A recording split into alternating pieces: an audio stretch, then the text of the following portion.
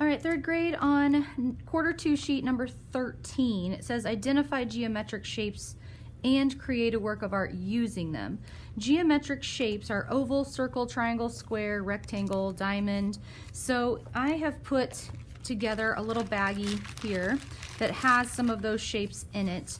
So you can see, and I will sort them real quick here so you can see them.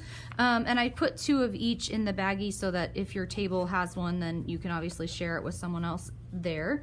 But anyway, I did not get a diamond put in here. However, if you just take your square and turn it on its corner, then of course that also makes you a diamond shape, right? So anyway, these are geometric shapes. You can see they're like math shapes. I mean, the shapes you talk about and use in math are these shapes as well. So if it's not one of these shapes, it's called an organic shape. So you want to stay away from those and use these instead. I'm going to show you an artist here. Her name is Sonia Delaney, and I have made this poster of her work, and you'll see that she mostly uses geometric shapes in her work. I mean, look and see if you find some of those geometric shapes. You ought to be able to find circles easily. Can you find ovals or squares or rectangles? And I would not say that all of these have geometric shapes in them. Most of them do, but again, not all of them.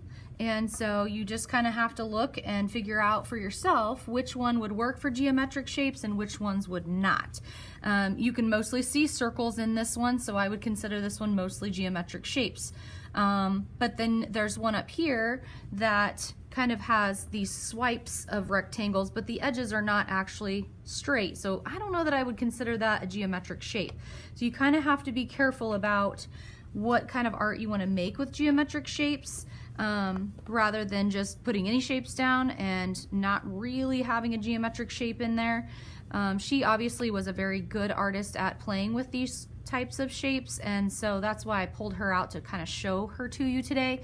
She's in her studio here, and you can kind of see she did do some other things that had forms in them, like people, chairs, you know, a table, and so forth, but that's not what number 13, did I say it was? I know I've forgotten. Look back here.